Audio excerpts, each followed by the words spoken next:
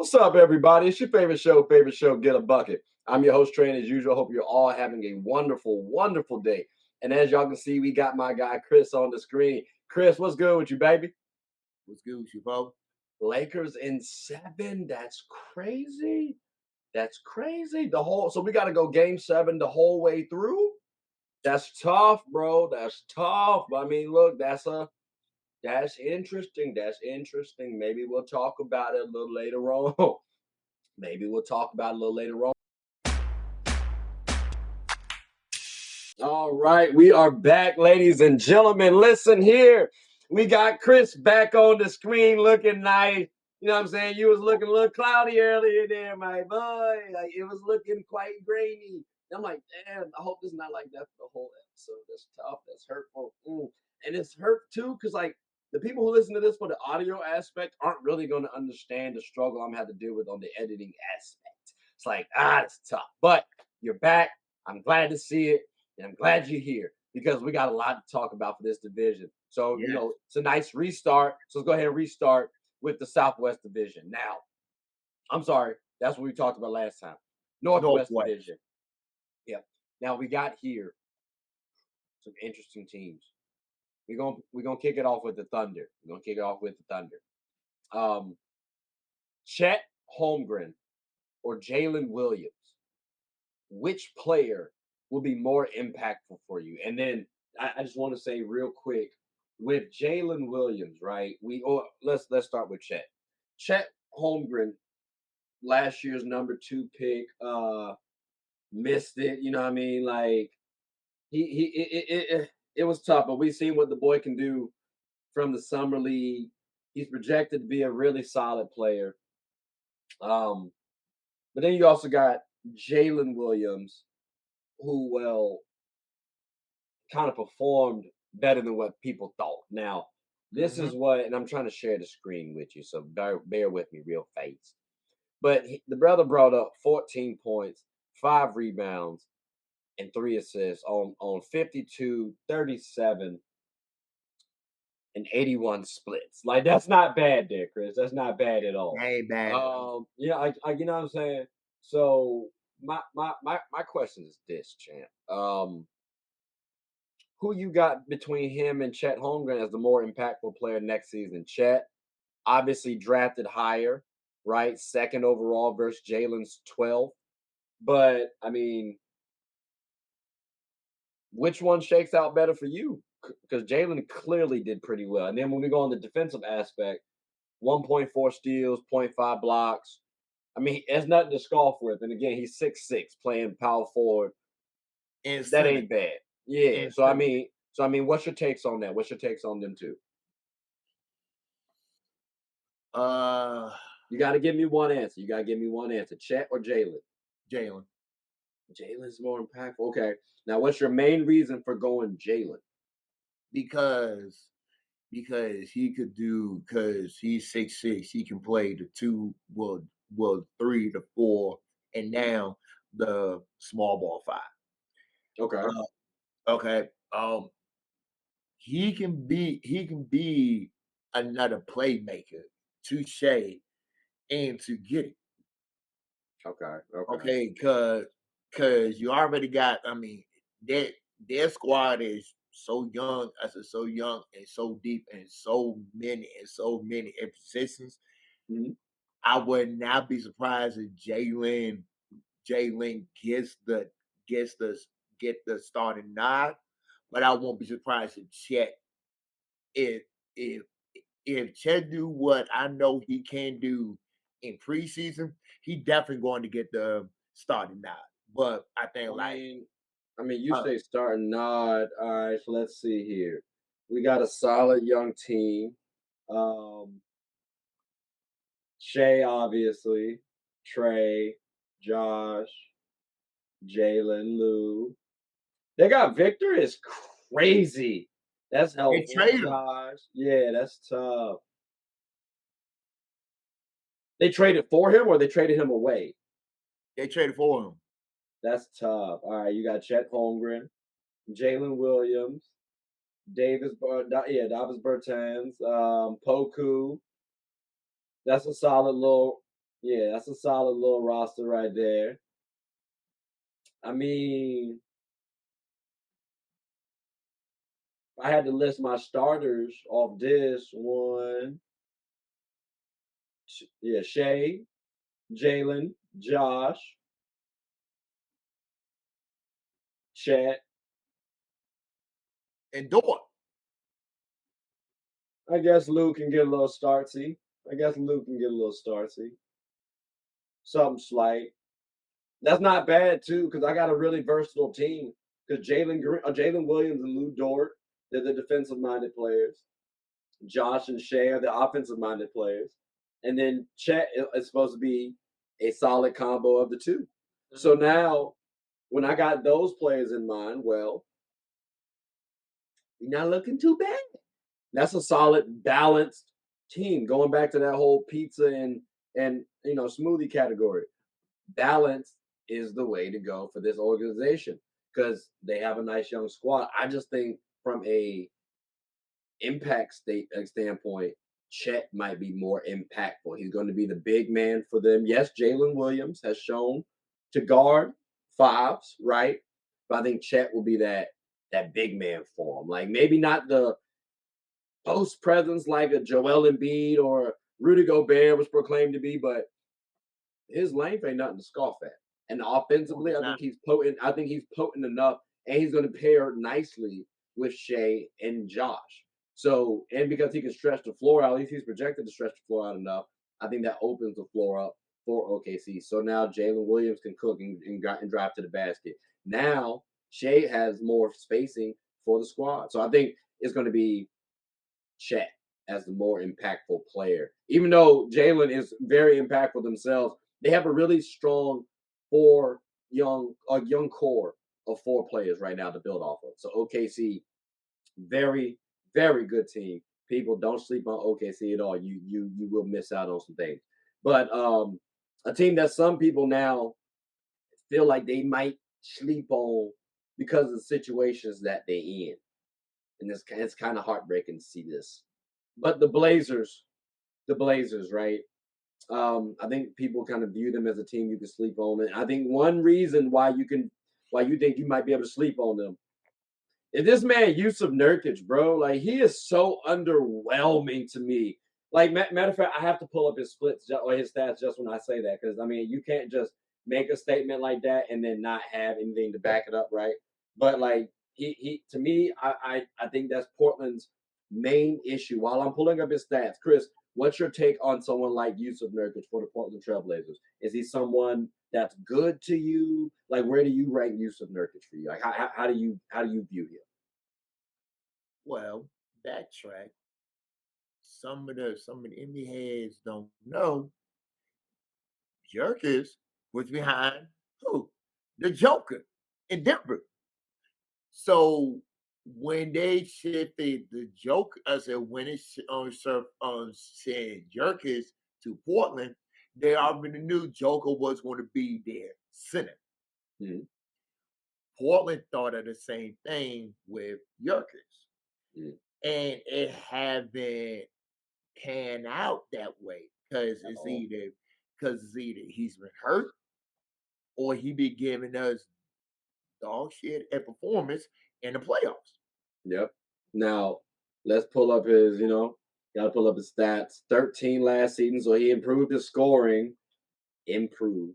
Um, gave you 9 rebounds, 3 assists. All right, cool. And then gave you 52, 36, 66 splits. That's not bad. All right, like that it could be worse. Now, from a defensive standpoint, though, we have here point 0.9 steals, 1.2 blocks. It's not the worst. I'd want to see a little bit better, but again, that's what you're gonna get out of Nurkic. So I mean, I can't really say, oh, that's like that's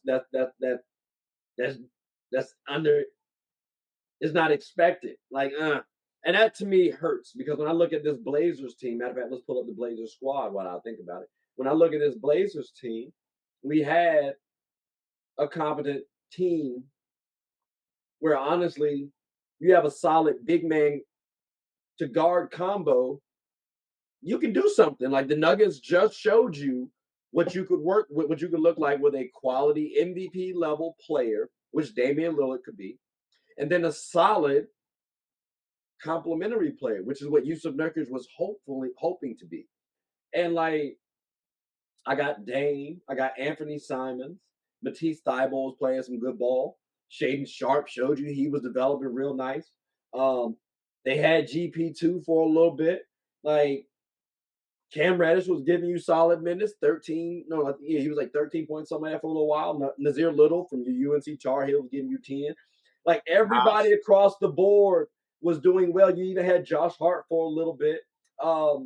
Like to me, bro, it's like Kevin Knox was. No, I'm not gonna bring that up. Jeremy Grant was cool. Yusuf Nurkic. They had the Portland Trailblazers, by my estimation, have enough to replicate what the Nuggets had. Because again, the Nuggets MVP was Jokic. Well, the MVP for the Blazers would have been Dame.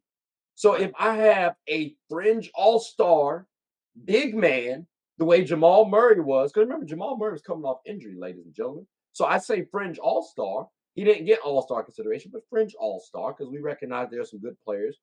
Fringe all-star. If that's what you have for Portland, well, I wholeheartedly think Jeremy Grant can replicate, maybe not as a backup center, but he can replicate what Aaron Gordon did.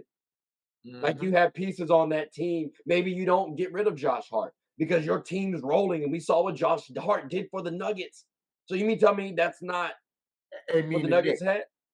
No, I mean yeah, for the Knicks. So you mean tell me that's not what they had, what the Nuggets had in Bruce Brown? Really? Cool. Like Portland had success. It's just Yusuf Nurkic is underwhelming. So until we get that fixed, which he's on the books for about 3 seasons, which again, I mean, if we bring up his stats one more time, what was it? Like 12, no, 13, 9, and then in 3. Normally, those aren't too bad stats. Like you can live with those from your big. But like Jamal Murray was giving like 17. Like how much was Jamal giving? I feel like I still have his stats up. Like Jamal Murray was giving solid buckets. Bruh. But you gotta realize is he was backing up now the MVP of the league. But he's that don't even matter. He's not backing him up now. And like you could Yusuf Nurkic, right? 13, 9, 3. That's not bad. It's not, but remember though, I said Dame is being compared to Jamal. Jokic. No, Jokic, because they're MVP caliber players. So this is what Yusuf Nurkic has to do. He has to give me around 24 and 6. Something comparable like that for a big man. Which again, if we're looking at Yusuf Nurkic, I don't think what Jamal Murray currently has is better than what Yusuf. I don't think Yusuf Nurkic. I don't think what Yusuf Nurkic eclipses Jamal Murray's. Like 13, 9, and 3 with like 0.9 and 1.2 as a 6'11 big man, the main big man on your team, it doesn't eclipse Jamal Murray. Especially when he pairs so well with Dame. I mean, with Jokic. I don't think Nurkic pairs so well with Damian Lillard. Like to me, Damian Lillard is dragging Nurkic. Yeah, Damian Lillard is dragging Nurkic, and Jamal Murray is helping Jokic. That's the difference. So until we get that switch up, I agree. I would not want to have Nurkic as my main big. I would try my hardest to flip him for someone like a Miles Turner. But that's another discussion for another day. I was just curious with thoughts about the man Nurkic. I ain't want to slander him too badly. Now kind of getting off that. I mean, he's not a bad player. Don't get it switched. He's not a bad player. He's just not the best, and not. But I agree with you. I agree with you. Like he alone is literally holding back Portland from like literally contending and now a more powerful West. Yeah. If you're talking about Portland being in the East, fair game. But you in the West with a whole lot of dogs. that you got to deal with on a nightly basis. And right now, the game is structured where bigs aren't as prep. Don't get me wrong. Everybody wants a good big. Nobody has like no, a lot of teams don't have elite bigs. When we think of elite bigs, we're talking about Jokic. We're talking about Joel Embiid. Carl Anthony Right? Towns gets slandered so badly. Sabonis is back in the mix now. And Triple There's a J, small window where the and Triple bigs J, are yeah. So like there's a small window where you have an ability to have a to be respected as a big because he's not the best player. He's not the best big, but you can be viewed as one of the better bigs because of the timing and who your team is. So Nurkic, this is the time for you to step up that mantle. But speaking of stepping up that mantle, I want to get your thoughts. We're going to transition. We've been talking too much about the Blazers now. I don't want to give. I didn't want to talk too much about Nurkic. Um, I'm gonna switch it over to the Jazz, the Utah Jazz. They've been very surprising. Last year, I think the biggest surprise was Lauri Markkanen, and giving you 26, 9, 2.6 steals and blocks on 50, 39, and 88 splits, playing in 66 games. Chris, that's nothing to scoff at. Do you expect Lauri Markkanen to have a repeat performance? is a mixer. It's a mixer of Mm, both. Uh, the only reason why is I understand he was in Chicago, that didn't work out. I understand he was in Cleveland, that didn't work out. He needs to go to a spot where he can be the man. Now, I'm not gonna lie, it caught me off guard when he was an all-star back in Utah. But I would be shocked if he had another but more and better season this year. okay.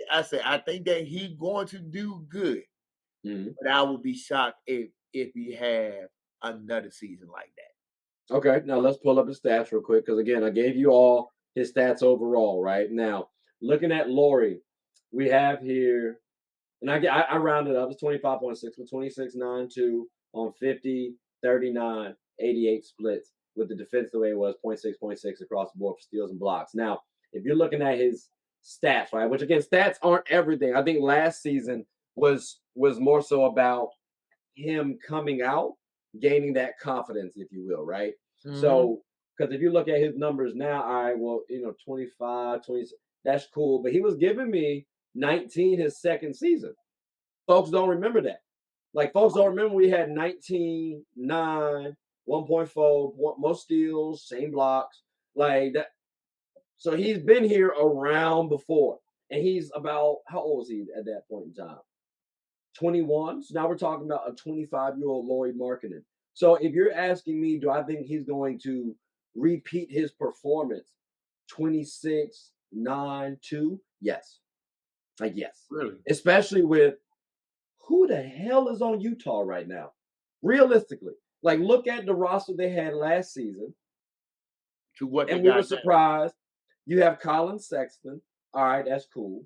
Frank Jackson. I do not remember when Frank was actually on the team. That's crazy. But all right, Colin Sexton. Chris Dunn played well. I think I Hold on, think let me. I don't even care if Frank Jackson's on the team. Like Taylor Horton talking. No, no, seriously. I'm only talking about players who are actually getting burned. Like Jordan Clarkson, um, Abaji got some burn. Toscano Anderson got a little tick.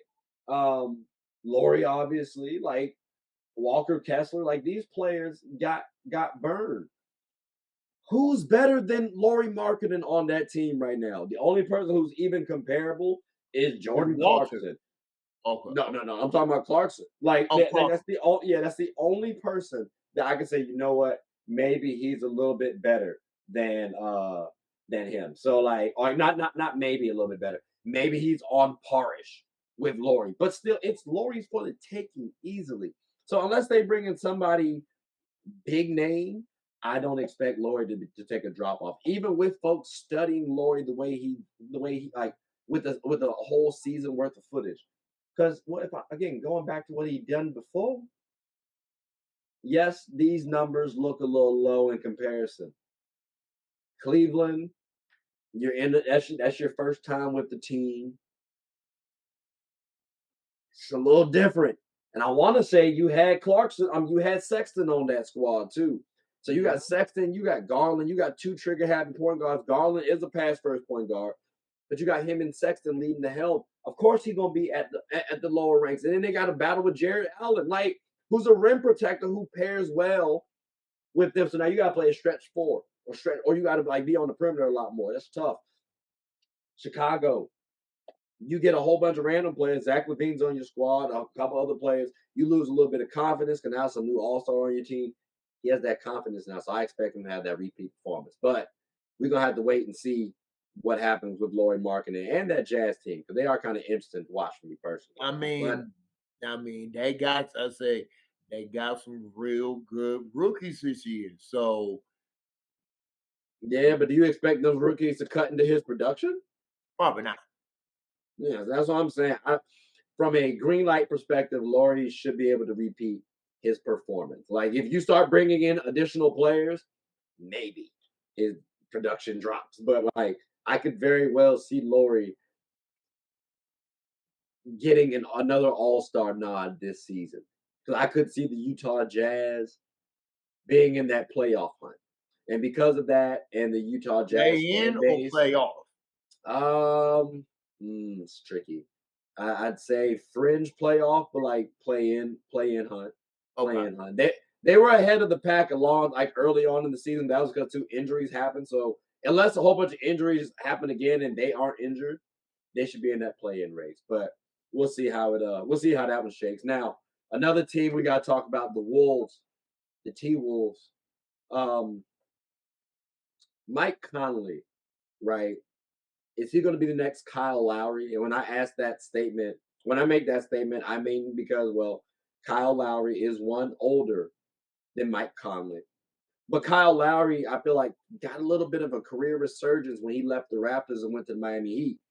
Because now, well, he was a big part on that Heat team getting back to the finals. I mean, they were quite stout with him coming off the bench, being a vital role this past season. But last season, I want to say he started for them and was getting some quality production.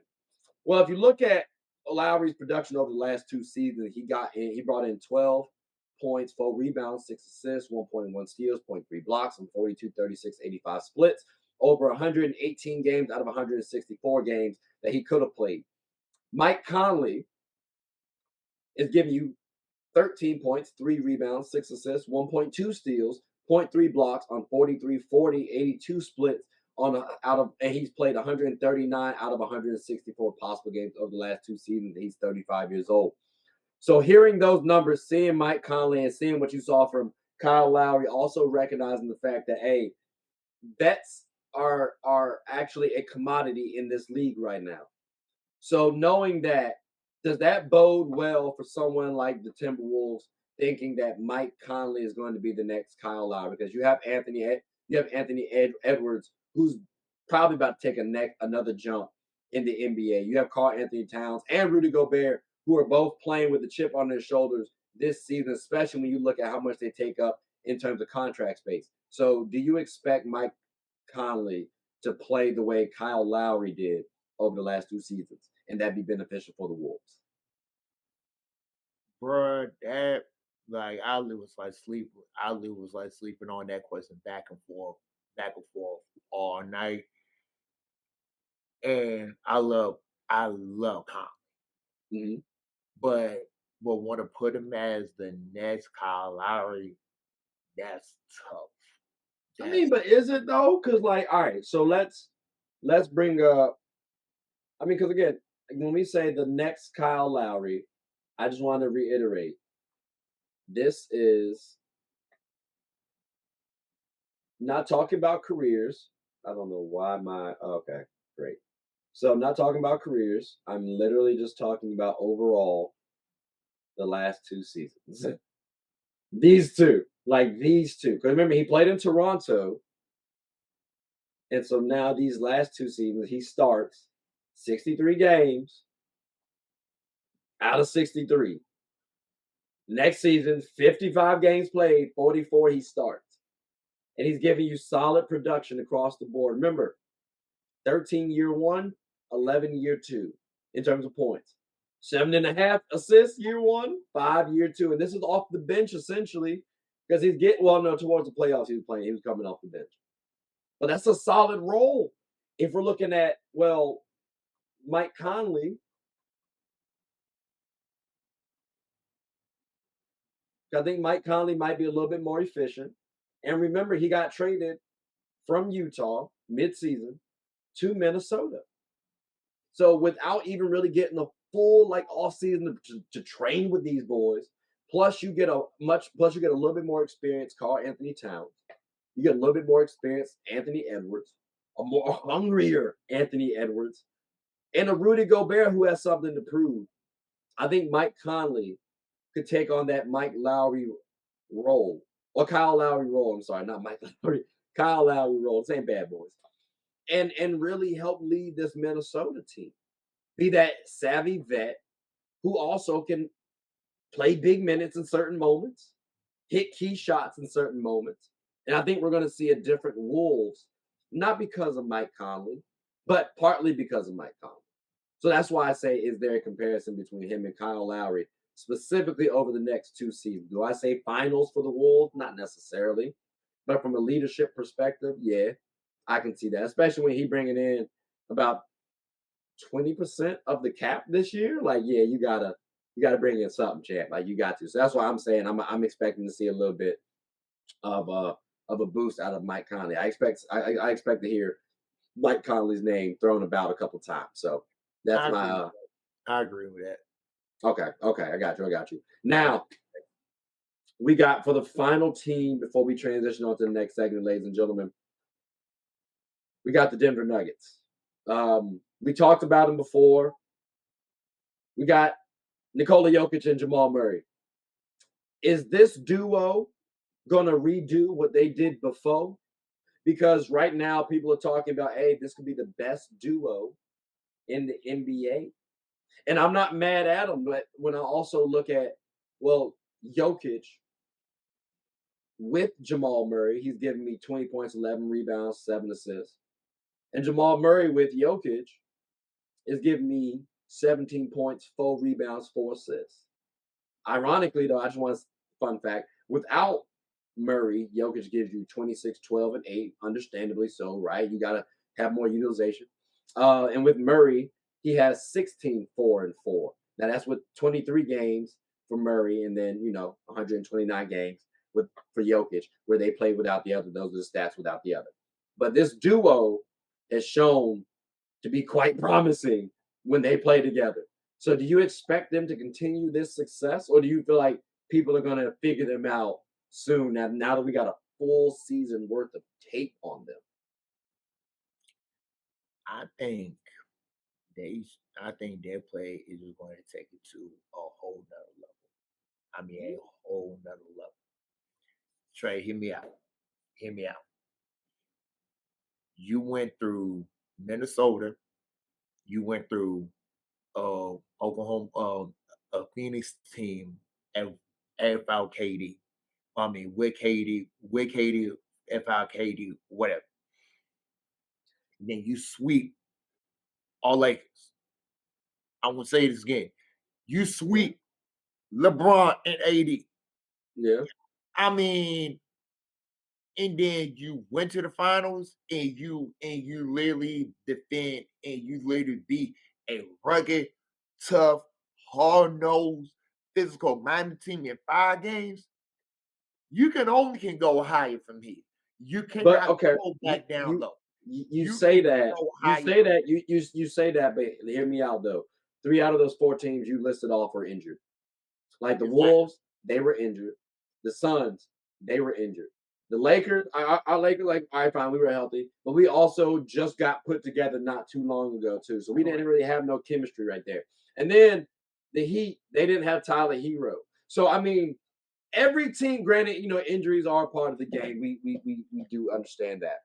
Every team was injured. So when you say that you expect them to elevate their play, they're going to do better in terms of that duo. Like, all right, let's again. I just want to say with Jamal Murray and them, like Jamal gave me solid production, right? Like 20 points, 4 rebounds, 6 assists.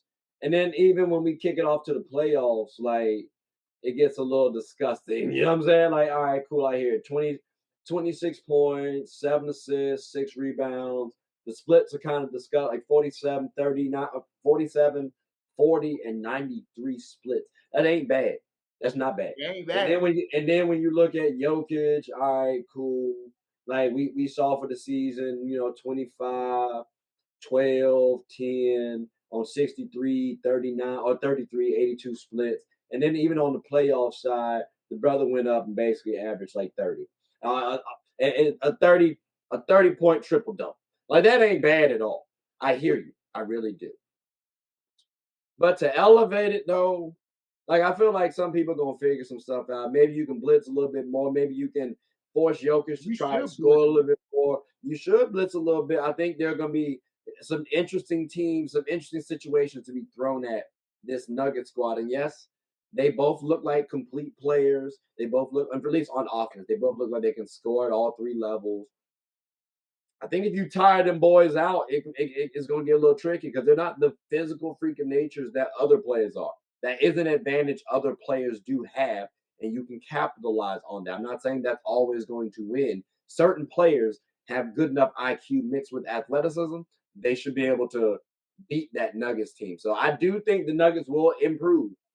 I just don't think it's going to be because of this duo. I do think the duo will be formidable. I just think MPJ is what the Nuggets are going to need to, you know, get over that next hump, if you will. It's not going to be use this same old dog and pony trick because eventually folks are going to figure it out. You want to keep adding to what you got and not keep reusing the same thing. So that's why I say I expect them to do well. If you say redo from a championship standpoint, no. You say redo in terms of a dominance, will they remain in the top 5 duo? Yes. The best duo, I don't know about. We have to see about D Book and KD how they look. Or Hell, Bill. Steph. It's going to be a big two that we talk duos right now, so I got to see that one. I don't think it's going to be Beal. I think it'll be D Book and KD. Steph and Clay maybe, or Steph and Dre. Who knows? Or I mean, Steph and CP3. That don't sound right, but we gotta see. There are other talents. Hell, even our boys. We might be able to have we might be able to boast the best duo, JB and JT out there. A whole bunch of options. So we got to see what shakes. But they are looking kind of nice. So I wanted to make sure I talked about that duo. But ladies and gentlemen, boys and girls, what we're gonna do is take a quick little hiatus. I don't know if y'all been tracking, but we're gonna talk about another division coming up soon. You can probably guess it if you want to. But yeah, we'll see what shake. Right now, we will pay some bills, take a quick little bathroom break, whatever you want to. But when we come back, we'll talk about another division. So thank y'all for joining so far. But I mean, ladies and gentlemen, that about covers the Western Conference. Um, Chris, I don't know if you got anything else you wanted to add before we close up shop, but I greatly appreciate you, my boy. And as y'all know, y'all definitely see him. Y'all will see him up here again as well. Stay tuned for the Carter albums to drop.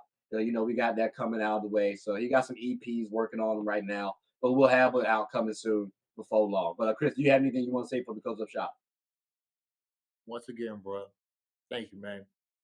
Thank I you, bro. appreciate you. I appreciate you. Lakers in 7 is really aggressive, by the way. I just wanted to reiterate that. That's going to be a really gruesome, tiring playoffs. I'm tell you right now. But I mean, hey, maybe if we win the championship and we do it all in 7 games, maybe Braun retires. I don't know. We'll see how it shakes.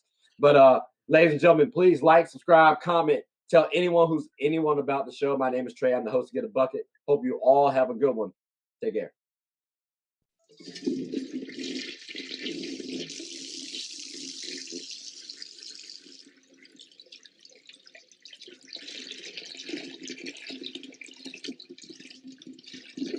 Oh, I did not know you guys were still here. As you can see, we're at the back end of the show.